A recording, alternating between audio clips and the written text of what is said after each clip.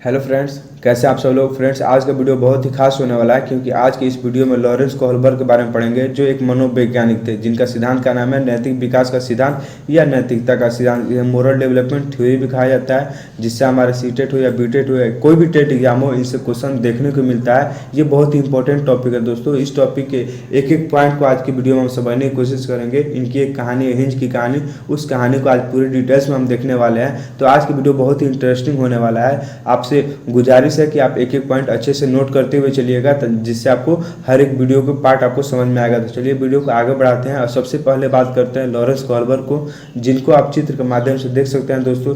यह मनोवैज्ञानिक है, यानी साइकोलॉजिस्ट हैं, जिनका सिद्धांत का नाम है नैतिकता का सिद्धांत। इनसे जुड़े दो प्रश्न हमारे एग्जाम में डायरेक्ट पूछे जाते हैं कि लॉरेंस कोहलबर्ग कहाँ के निवासी थे। तो याद रखना होगा आपको, यह अमेरिका के निवासी थे, जिनका सिद्धांत का नाम है नैतिकता का सिद्धांत। इनके सिद्धांत का नाम एग्जाम में पूछता है, वो भी डायरेक्ट। अब दोस्तों, इनको सिद्धांत को समझने से पहले हमें नैतिकता को समझना चाहिए, तब हम जाके इनको सिद्धांत को समझ पाएंगे। तो आइए दोस्तों, नैतिकता समझते हैं। नैतिकता वह गुण है जिससे हमें सही और गलत की पहचान होती है। नैतिकता हमें सही और गलत में पहचान बताती है। जैसे चोरी करना गलत है दोस्तों, किसी की सेवा करना, किसी से अच्छा व्यवहार करना सही है। तो नैतिकता में इन्हीं दो चीज़ों में फ़र्क बताता है। जैसे जितना भी अच्छा या गलत काम है, हमें नैतिकता उनमें फ़र्क दिखाता है। जैसे हम बचपन में जब थे तो हमारे घर के लोग बोलता था चोरी नहीं करना है या किसी से झगड़ा नहीं करना है, तो ये हमें नैतिकता बचपन से ही सिखलाया जाता है दोस्तों। एक और इम्पोर्टेंट पॉइंट है, नैतिकता जन्मजात नहीं सीखे जाते, जन्म के बाद सिखाया जाता है। जन्मजात क्वेश्चन पूछता है दोस्तों हमारे एग्जाम में कि नैतिकता जन्मजात होती है, तो आपको नहीं लगाना है टिक में। समझ गए दोस्तों। आइए वीडियो को आगे बढ़ाते हैं। दोस्तों, आपको मालूम है कि कोई भी जब मनोवैज्ञानिक कोई सिद्धांत लाता है तो उसे प्रूव करता है। यानी कि लॉरेंस कोहलबर्ग जब नैतिकता का सिद्धांत लाए थे तो इन्होंने भी उसको प्रूव किया था। इनको प्रूव करने के लिए अलग अलग कक्षाओं में अलग अलग उम्र के बच्चों का प्रयोग किया था। इनका सबसे फेमस कहानी है हिंज की कहानी, जिसे इन्होंने अपने सिद्धांत को प्रूव किया था। तो सबसे पहले आइए हम उनको उस कहानी को समझते हैं और उस कहानी से जुड़े 2-3 क्वेश्चन हैं। इस कहानी के बाद दोस्तों हम आपसे पूछेंगे, आप बताने की कोशिश कीजिएगा। दोस्तों, यूरोप की एक महिला जो कि बीमार थी, जो मौत और ज़िंदगी के मध्य लड़ाई लड़ रही थी, उसका पति का नाम हिंज था। डॉक्टर के अनुसार एक रेडियम है जिससे उसकी जान बचाई जा सकती है। दोस्तों, एक व्यक्ति था जिसका नाम हिंज था, उसकी पत्नी बीमार थी, उसको बचाने के लिए एक रेडियम की आवश्यकता थी जिससे उसकी जान बच सकती थी। उस समय उस रेडियम की खोज एक फार्मासिस्ट ने की थी। उस दवाई का मूल्य बहुत अधिक था क्योंकि जिस फार्मासिस्ट ने उसकी खोज की थी वह उस रेडियम का निर्माण में लगे धन से 10 गुना अधिक मांग ले रहा था। दोस्तों, जो फार्मासिस्ट वह रेडियम दवा बनाया था, वह दवा का दाम 10 गुना अधिक ले रहा था, जिससे उसका दवा का कीमत बहुत ज़्यादा हो रहा था, जिस कारण उस औरत का पति हेंज उसे खरीद पाने में असमर्थ था। क्योंकि जो हेंज था वह गरीब था, उसके पास उतना धन नहीं था जिससे वह 10 गुना अधिक पैसा देके वह रेडियम खरीद सके और अपनी पत्नी का जान बचा सके।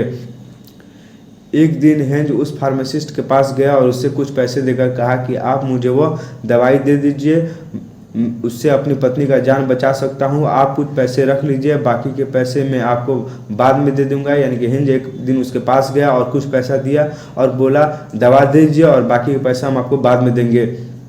परंतु उस फार्मासिस्ट ने उसे साफ मना कर दिया। उससे कहा कि मैंने इस दवाई की खोज अधिक धन अर्जित करने के लिए की। देखिए दोस्तों, जो फार्मासिस्ट था वो उसे दवा देने से मना कर दिया क्योंकि वह लालच में पड़ गया था, वह धन ज़्यादा कमाना चाहता था उस दवा से। आप मुझे जब तक इसका पूरा मूल्य नहीं चुकाएंगे, मैं तब तक आपको यह दवाई नहीं दूंगा। यह बात सुन हेंज को गुस्सा आ गया। उसने उसकी दुकान में तोड़फोड़ कर उसके दुकान से उस रेडियम दवाई को चुरा लिया। दोस्तों, जब वो फार्मासिस्ट था 10 गुना अधिक पैसा मांग रहा था, तो उस हेंज के पास पैसा नहीं था और वह दवा देने से इनकार कर दिया था। तो हेंज ने गुस्सा आके उसके दवाई की दुकान को तोड़ फोड़ दिया, उस रेडियम को चुरा लिया और अपनी पत्नी को जान बचा लिया और बाद में जेल चला गया। तो दोस्तों, कोहलबर्ग इससे यह क्वेश्चन पूछते हैं कि क्या हेंज को चोरी करना चाहिए कि चोरी नहीं करना चाहिए। आप भी दोस्तों अपनी राय कमेंट बॉक्स में बता दीजिएगा कि उस हेंज को चोरी करना चाहिए कि नहीं चोरी करना चाहिए। चलिए दोस्तों, अब इनकी जो कहानी है इससे 2 कॉन्सेप्ट निकल के बाहर आता है। आइए उन कॉन्सेप्ट को समझने की कोशिश करेंगे। सबसे फर्स्ट कॉन्सेप्ट हमारा मोरल डिलेमा। देखिए दोस्तों, जब सही और गलत में से किसी एक का चुनाव करना हो, आप चुनाव नहीं कर पाते हैं तो मोरल डिलेमा होता है। जैसे हेंज के पास था, अगर वह दवाई नहीं चुराता तो उसकी बीवी मर जाती, और दवा चुराता तो वह जेल चला जाता। तो ऐसे परिस्थिति में जब आप कभी फंस जाते हैं तो उसे मोरल डिलेमा कहते हैं। जब आपके सामने कोई ऐसी परिस्थिति आ जाती है जब आप कोई सिलेक्शन नहीं कर पाते हैं या आप क्या करें, तो वह हमारा मोरल डिलेमा। मान लीजिए दोस्तों, आप एक साल से किसी एग्ज़ाम का तैयारी कर रहे हैं, मान लीजिए सीटेट का तैयारी कर रहे हैं, और जब आप एग्ज़ाम देने जा रहे हो तभी अचानक रास्ते में आपका कोई रिलेटिव है जिसका एक्सीडेंट हो गया। दोस्तों, आप उस समय क्या कीजिएगा? उस आदमी को हॉस्पिटल में ले जाइएगा कि आप अपनी ज़िंदगी बनाइएगा, सीटेट एग्ज़ाम दीजिएगा? ऐसी परिस्थिति में जब कोई फंस जाता है दोस्तों, जब उसे कोई रास्ता समझ में नहीं आता है, तो उसे मोरल डिलेमा कहते हैं। जब आदमी डिसीजन ना कर पाता है, यानी डिसीजन नहीं कर पाता है कि उसे क्या करना चाहिए, तो उसे मोरल डिलेमा कहते हैं। नेक्स्ट हमारा, पहले दोस्तों इसका एग्जाम्पल लिखा हुआ है, देख लीजिए। हिंज अगर चोरी करेगा तो पुलिस पकड़ लेगी, और नहीं करेगा तो उसकी बीवी मर जाएगी। दोस्तों यहाँ दिया गया है, ये मोरल डिलेमा है, यानी कि वो चोरी करेगा तो पुलिस पकड़ लेगी, अब चोरी नहीं करेगा तो उसकी बीवी मर जाएगी। ऐसी परिस्थिति में कोई भी व्यक्ति फंस सकता है, आप भी फंस सकते हैं, हम भी फंस सकते हैं। जहाँ दो रास्ता हो, किसी एक रास्ता का सिलेक्शन करना हो और सिलेक्शन नहीं हो रहा हो और आप मुसीबत में पड़ जाते हैं, तो उसे मोरल डिलेमा कहते हैं दोस्तों। नेक्स्ट हमारा कॉन्सेप्ट मोरल रीजनिंग। इसे दोस्तों आदमी डिसीजन ले लेता है, एक का सिलेक्शन कर लेता है, यानी कि एक का चुनना मोरल रीजनिंग कहलाता है। जब किसी परिस्थिति में आप फंसे हो जहां आपके पास दो ऑप्शन हो और दोनों में आप फंसे हो, तो किसी एक ऑप्शन का आप सिलेक्शन कर लेते हैं, तो उसे मोरल रीजनिंग कहते हैं। जैसे हेंज ने दवाई चुराने का फैसला कर लिया, यानी कि इसे मोरल रीजनिंग कहते हैं। जब तक वह कन्फ्यूजन में था जो दवा चुराए कि नहीं चुराए, तब तक वह मोरल डिलेमा था दोस्तों। जब उसने फैसला कर लिया कि दवा चुरा लेते हैं, हम अपनी बीवी की जान बचा लेते हैं और भले ही हमको जेल हो जाए, तो ये हमारा मोरल रीजनिंग है। एक आपसे क्वेश्चन पूछा गया होगा दोस्तों, आपके घर के आसपास लोग पूछा होगा, मान लीजिए एक हस्बैंड है, एक नाव है जिसमें उसकी माँ भी बैठी है, एक और उसकी बीवी भी बैठी है। लेकिन एक नाव में उसकी माँ भी है और उसकी बीवी भी है, तो अगर वो डूब रहा हो नाव, तो आदमी किसको बचाएगा? अपनी माँ को बचाएगा कि अपनी बीवी को बचाएगा? अगर बीवी बचाएगा तो माँ मर जाएगी, और माँ को बचाएगा तो बीवी मर जाएगी। दोस्तों ऐसे परिस्थिति में जब आदमी सिलेक्शन नहीं कर पाता है तो उसे मोरल डिलेमा कहते हैं। और जब व्यक्ति सिलेक्शन कर लेता है, फैसला कर लेता है, नहीं अपनी माँ को बचाएगा भले ही बीवी मर जाए, या अपनी बीवी को बचाएगा भले ही माँ मर जाए, जब वो एक को मतलब सिलेक्शन कर लेता है जो उसे क्या करना है, तो इसे मोरल रीजनिंग कहते हैं। इसमें आदमी एक डिसीजन कर लेता है। उम्मीद है दोस्तों आप पॉइंट समझ गए होंगे, मोरल डिलेमा और मोरल रीजनिंग में आप फर्क समझ लिए होंगे। दोस्तों आप एक बार और वीडियो देख लीजिएगा जिससे आपको पॉइंट दोनों समझ में आएगा, क्योंकि इससे हमारे एग्जाम में प्रश्न पूछता है। ये बहुत ही इंपॉर्टेंट पॉइंट है दोस्तों। हम आगे की वीडियो में इसे जब नेक्स्ट वीडियो बनाएंगे इसे और ये अलग अलग पॉइंट करके समझाएंगे। तब तक आज इतना ही, पढ़िए आप और दोस्तों समझने की कोशिश कीजिए। अब दोस्तों कोहलबर्ग के नैतिकता के 3 लेवल बताए हैं, उन लेवल को पढ़ते हैं जिनसे हमारे एग्जाम में भर भर के क्वेश्चन पूछता है। ये तीनों लेवल बहुत ही इंपॉर्टेंट है, याद रखिएगा दोस्तों। कोहलबर्ग के नैतिकता के 3 लेवल है, बट स्टेजेस 6 हैं, यानी कि हर लेवल में 2 स्टेज है। दोस्तों आप कंफ्यूज मत होइएगा, आप पॉइंट अच्छे से नोट कीजिएगा कि कोहलबर्ग के नैतिकता के 3 लेवल है, बट स्टेजेस हमारा कितना है? 6 है, यानी कि हमारा अवस्था 3 है, स्तर 6 है। आप समझ गए हैं दोस्तों। आप आइए इनको एक एक पॉइंट करके समझते हैं। सबसे फर्स्ट इनका लेवल है प्री कन्वेंशनल स्टेज। दोस्तों आपसे एक गुजारिश है, रिक्वेस्ट है कि आप जितना भी लेवल पढ़िएगा, कॉन्सेप्ट पढ़िएगा कोहलबर्ग को, आप ज़्यादा कोशिश कीजिएगा कि आप नाम इंग्लिश में याद करें, क्योंकि हिंदी इसका नाम चेंज होते रहेगा। इंग्लिश में हम जब सीटेट का एग्जाम देते हैं या कोई भी टेट का एग्जाम देते हैं तो हमारा प्रश्न हिंदी और इंग्लिश दोनों में होता है। तो आप एक बार इंग्लिश की तरफ झांक कर देख लीजिएगा, और प्री कन्वेंशनल होगा और नाम हिंदी में कुछ भी होगा तो आप कंफ्यूज मत होइएगा। आप दोनों भाषा पढ़िएगा, समझिएगा, क्योंकि इंग्लिश एक बार में जो पढ़ लिए वो चेंज नहीं होता है, लेकिन हिंदी कभी इसका दूसरा नाम लिखेगा रहेगा, कभी दूसरा नाम रहेगा। तो दोस्तों इनका फर्स्ट लेवल है जो कोहलबर्ग का, उसे प्री कन्वेंशनल स्टेज कहा जाता है, जो 4 से 10 वर्ष की होता है दोस्तों एज। आप आपके दिमाग में ये क्वेश्चन उठ रहा होगा कि 4 से 10 क्यों, जन्म से क्यों नहीं? तो दोस्तों नैतिकता हमारा जन्म से प्रारंभ नहीं होता है, जन्म के बाद जब बच्चा होशियार हो जाता है, समझदार होता है, तब हमारा नैतिकता प्रारंभ होता है। नैतिकता जन्मजात नहीं होता है। जब जन्म में उसे कैसे पता चलेगा कि चोरी करना है कि नहीं करना है? जब बच्चा धीरे धीरे बड़ा होता है तब उसे आसपास के लोग या माता पिता बताते हैं कि बेटा चोरी नहीं करना है, गलत रास्ता है, तुम्हें विद्यालय जाना है, तुम्हें शिक्षित व्यक्ति बनना है, तुम्हें किसी के साथ भेदभाव नहीं करना है, झगड़ा नहीं करना है, तो हमें जैसे जैसे बड़े होते हैं वैसे वैसे हमें नैतिकता सिखलाई जाती है। इस अवस्था में बच्चों को सही गलत के बारे में पता नहीं होता।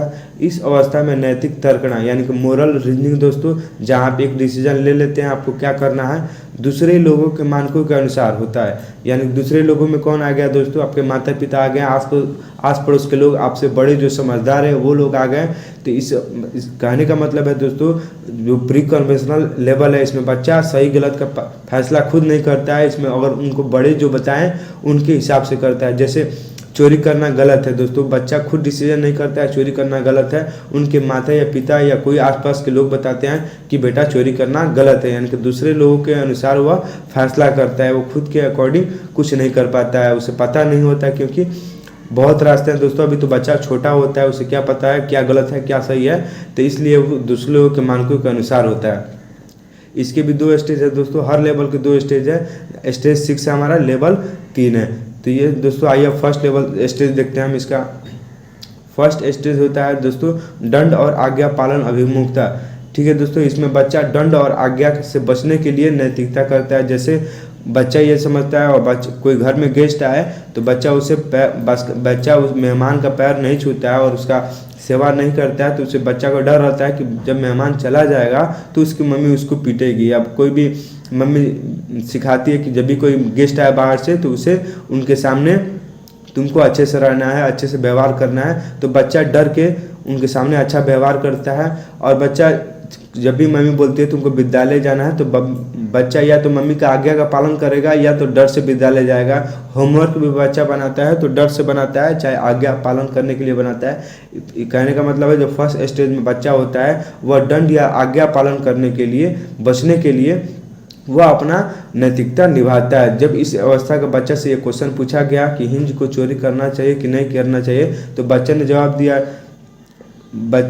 दिया कि हिंद को चोरी नहीं करना चाहिए और चोरी करेगा तो उसे सजा मिलेगी। देखिए दोस्तों, इस अवस्था का बच्चा यही डिसीजन करेगा क्योंकि वो दंड और आज्ञा पालन करने के लिए गया था। इस अवस्था में इसको लगा आज हिंद अगर चोरी करेगा तो पुलिस पकड़ के ले जाएगी, उसे जेल हो जाएगी, यानी कि उसको सजा मिलेगी। नेक्स्ट स्टेज है हमारा दोस्तों आत्म अभिरुचि और प्रतिफल अभिमुखता।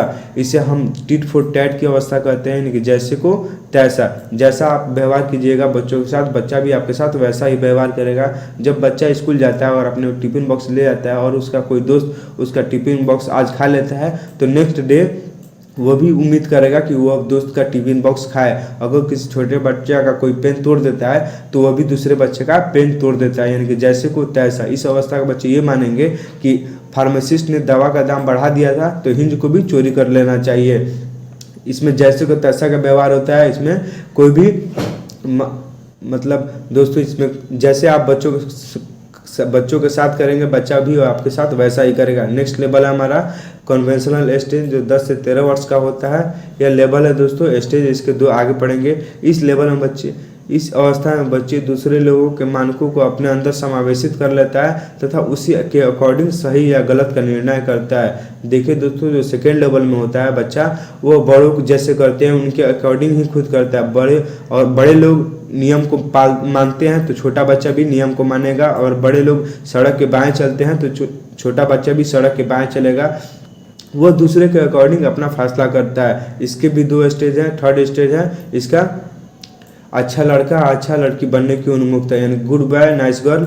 इसमें बच्चा शाबाशी पाने के लिए, पुरस्कार पाने के लिए नैतिकता करता है, अच्छा कार्य करता है। वह विद्यालय का होमवर्क इसलिए बनाता है क्योंकि शिक्षक उसे शाबाशी देंगे और पुरस्कार देंगे। वह घर पे अच्छा काम इसलिए करता है क्योंकि मम्मी उसको पुरस्कार देगी। उसके घर पे कोई गेस्ट आता है तो गेस्ट को इसलिए रिस्पेक्ट देता है ताकि मेहमान जो गेस्ट होते हैं उनको पुरस्कार देंगे या चॉकलेट देंगे या शाबाशी देंगे। इस अवस्था के बच्चे शाबाशी पाने के लिए कार्य करते हैं, यानी पुरस्कार करने के लिए। इसे आप एक्सटर्नल मोटिवेशन भी कर सकते हैं, जो वह लालच की भावना से करते हैं। या तो पुरस्कार या शाबाशी पाने के लिए करेगा, जब भी उसको एग्जाम में कोई लिया जाएगा तो वह बच्चा यह पूछेगा कि सर ये एग्ज़ाम देने से हमको क्या फ़ायदा होगा। इसमें बच्चा फ़ायदे की बात करेगा। वह टेस्ट में अच्छा नंबर इसलिए लाता है ताकि उसको A+ ग्रेड मिले, उसे शाबाशी मिले, वह दूसरों की नज़र में अच्छा बने, वह गुड बॉय बनने की इसमें इच्छा होती है, नाइस गर्ल बनने की इच्छा होती है। इसमें लड़का या लड़की हो वह अच्छा कार्य इसलिए करते हैं ताकि बाकी लोग उनकी प्रशंसा कर सके। नेक्स्ट लेवल है हमारा दोस्तों लॉ एंड ऑर्डर ओरिएंटेशन, कानून एवं व्यवस्था उन्मुखता। ये सेकेंड लेवल है दोस्तों। सेकेंड लेवल का 4 स्टेज आपको याद रखना चाहिए। लेवल 3 है पर स्टेज 6 है, क्योंकि हर लेवल का 2 स्टेज होता है। हर लेवल में 2 स्टेज है। ये सेकेंड लेवल का हमारा 2 नंबर स्टेज है, यानी कि 4 स्टेज है, कानून एवं व्यवस्था उन्मुखता। इसमें बच्चा कानून तथा सामाजिक व्यवस्था को बनाए रखने की भावना विकसित करता है। इसमें बच्चा ये मानता है कि रूल इज रूल, यानी कि कानून सर्वोपरि है और कानून आपको कहता है रेड लाइट पे रुकना है तो आपको रुकना है। अगर किसी नियम को तोड़ना नहीं चाहिए, अगर चोरी करना गलत है तो उसकी सज़ा मिलनी चाहिए। इस अवस्था का बच्चा ये मानता है कि नियम सर्वोपरि है, आपको नियम मानना होगा भले ही कुछ हो जाए। देखिए दोस्तों, उसके पापा का एक्सीडेंट हो गया है बच्चा का, तो वह रेड लाइट पार नहीं करेगा, क्योंकि ऐसा करने से उसके पापा का एक्सीडेंट हो गया। यानी कि कानून मानेगा, वो कानून का फॉलो करेगा। वो कानून जैसे मैं आपको इस अवस्था के बच्चे हमेशा अगर उनको सिखाया जाए कि बाएं चलना है तो बाएं चलेंगे, क्योंकि नियम सबके लिए है, नियम बराबर है। इसमें बच्चा इस अवस्था को बच्चा से पूछा गया कि हिंज को चोरी करना चाहिए, तो इस एज के बच्चे ने यह जवाब दिया नहीं, हिंज को चोरी नहीं करना चाहिए, क्योंकि कानून में यह गलत है, अगर वह चोरी करेगा तो उसको सज़ा मिलेगी। दोस्तों जो लास्ट लेवल है लेवल 3, यह पोस्ट कन्वेंशनल मोरालिटी स्टेज, उत्तर रूढ़िगत नैतिकता की अवस्था। इसमें डिसीजन खुद के लिए लिए जाते हैं। इसमें अगर आपको किसी नियम से किसी को नुकसान होता है तो इसमें आप नियम बदल सकते हैं, डिसीजन खुद के हिसाब से लिया जाता है। और ट्रैफिक पर कोई एम्बुलेंस रुका है तो वो ट्रैफिक का रूल तोड़ के जा सकता है, यानी किसी कानून से किसी को नुकसान होता है तो कानून को बदला जाएगा। इस अवस्था के बच्चे ये मानते हैं। स्टेज 4 है दोस्तों, लेवल 3 का फर्स्ट स्टेज है सामाजिक समझौता की व्यवस्था। इसमें किशोर यह मानते हैं कि नियम लोगों के भले के लिए है, अगर किसी नियम से किसी का नुकसान होता है तो ऐसे नियमों को तोड़ देना चाहिए। देखिए दोस्तों, इस अवस्था के जो बच्चे होते हैं वो बोलते हैं नियम लोगों के लिए होता है, न कि लोगों के लिए। देखिए दोस्तों, इस अवस्था के बच्चे ये मानते हैं अगर किसी नियम से किसी का नुकसान होता है तो हमें नियम तोड़ देना चाहिए। अगर एम्बुलेंस जा रहा हो और वहाँ पे रेड लाइट हो तो वो रेड लाइट तोड़ के एम्बुलेंस को निकल जाना चाहिए ताकि किसी की जान बच सके। इसमें लोग सर्वोपरि होता है, नियम बाद में होता है। पिछले जो हम पढ़े थे उसमें नियम सर्वोपरि था, लोग बाद में थे। इसमें यह कहा जाता है कि नियम लोगों के लिए होता है, न कि लोग नियम के लिए। अगर रेड लाइट तोड़कर उसके पापा की जान बच सकती है तो उसे तोड़ दो।